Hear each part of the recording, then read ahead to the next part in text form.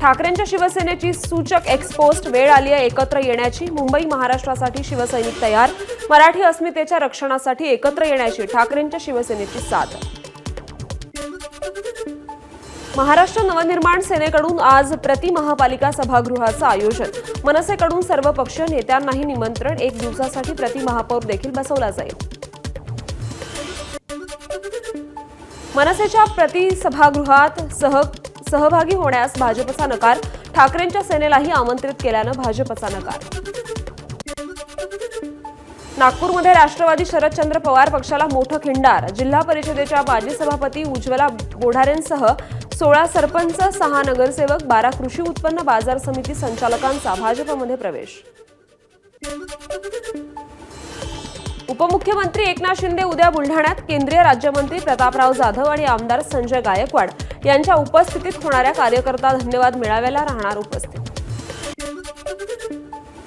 उपमुख्यमंत्री शिंदेंच्या बुलढाणा दौऱ्यावर ठाकरेंच्या सेनेच्या प्रवक्त्या जयश्री शेळकेंची टीका।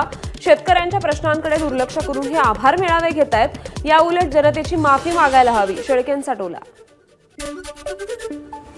उद्धव ठाकरेंसोबतच राहणार। एकनाथ शिंदेंच्या शिवसेनेत जाण्याच्या चर्चेवर चंद्रहार पाटलांचं स्पष्टीकरण।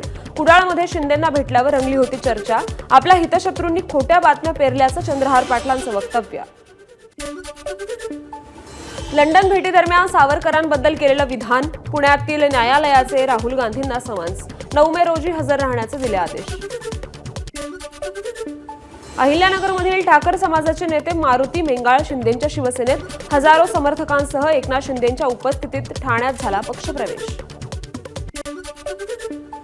परभणीत युवक काँग्रेसच्या पदाधिकाऱ्यांचं अजित पवारांच्या ताफ्यासमोर आंदोलन। पीक विमा आणि कर्जमाफीच्या मुद्द्यावरून अजितदादांच्या ताफ्यासमोर चुन्याच्या डब्या फोडत आंदोलन। संतोष देशमुख हत्या प्रकरणातील आरोपी वाल्मिक कराडसह इतर सर्व आरोपींना वेगवेगळ्या जेलमध्ये ठेवा, भाजप आमदार सुरेश धस यांची मागणी। मे महिन्यात राज्य सरकारच्या तालुका आणि जिल्हा समित्यांवरील नियुक्त्या होणार। महायुतीमध्ये ज्या जिल्ह्यात ज्या पक्षाचा प्रभाव तिथे त्या पक्षाला जवळपास 65 ते 70% पदं दिली जाणार। सामाजिक न्याय मंत्री संजय शिरसाट 3 दिवसांच्या लंडन दौऱ्यावर। यावेळी बाबासाहेब आंबेडकर यांच्या म्युझियमला त्यांनी भेट दिली। 10वीच्या परीक्षेचा निकाल मे महिन्याच्या पहिल्या आठवड्यात तर 12वीचा निकाल मे महिन्याच्या दुसऱ्या आठवड्यात जाहीर होण्याची शक्यता। पुढील प्रवेश प्रक्रिया सुरळीत व्हावी यासाठी निकाल लवकरच जाहीर होणार। ठाणे घोडबंदर रोड आजपासून 29 एप्रिलपर्यंत अवजड वाहनांसाठी 4 दिवस बंद राहणार। रस्त्याच्या दुरुस्तीचं काम हाती घेण्यात आल्यानं महामार्ग बंद राहील। गायमुख घाट रस्त्याच्या दुरुस्तीचं काम हाती घेतल्यानं आजपासून 4 दिवस घोडबंदर रोडवर अवजड वाहनांना प्रवेशबंदी। मात्र तरीही अवजड वाहतूक सुरूच, त्यामुळे वाहतूक कोंडी होते। एल्फिन्स्टन पूल 2 दिवस सुरूच राहणार। सोमवारी MMRDA कडून बैठकीत तोडगा निघाल्यानंतर पुलाचं काम सुरू होणार। अंधेरीतील गोखले पुलाचं काम पूर्ण। मे महिन्याच्या पहिल्या आठवड्यात 2.5 वर्षांनी गोखले पूल पूर्ण क्षमतेने वाहतुकीसाठी खुला होण्याची शक्यता। गिरणी कामगार मुंबईतच घर देण्याच्या मागणीसाठी आग्रही। घरांसाठी मुंबईत जागा शोधून 10 दिवसात अहवाल देण्याचे उपमुख्यमंत्री शिंदेंचे निर्देश। शेलू वांगणीत घरं घेण्यास गिरणी कामगारांचा विरोध होता। महाराष्ट्र सरकारच्या आपलं सरकार ई-सेवा केंद्राच्या सेवा शुल्कात दुपटीनं वाढ। त्यामुळे शासकीय कामासाठी लागणाऱ्या विविध दाखल्यांच्या किमतीत अचानक वाढ। वाढती महागाई लक्षात घेता सेवा शुल्कात घट। कुर्ला घाटकोपरमध्ये आज पाणीपुरवठा बंद। जलवाहिनीची दुरुस्ती आणि अन्य कामांसाठी पुरवठा खंडित। उद्या सकाळी 10 वाजेपर्यंत कामं सुरू राहतील। साताऱ्याच्या माण तालुक्यातील तेलदरामध्ये वृद्ध शेतकऱ्याचा मृत्यू। उष्माघातामुळे मृत्यू झाला असल्याची शक्यता।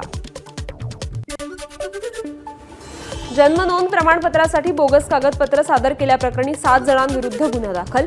49 लोकांनी जन्मनोंद प्रमाणपत्रासाठी बोगस कागदपत्र दाखल केल्याचा सोमय्या यांनी आरोप केला होता।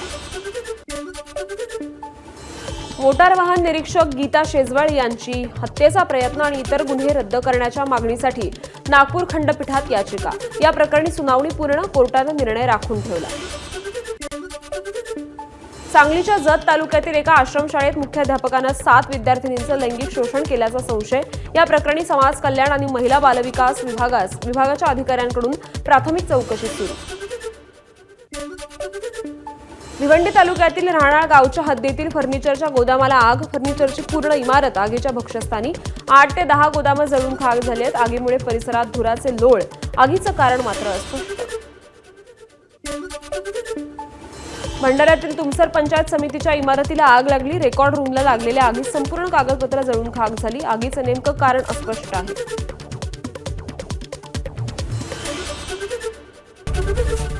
एबीपी माझा, उघडा डोळे बघा नीट.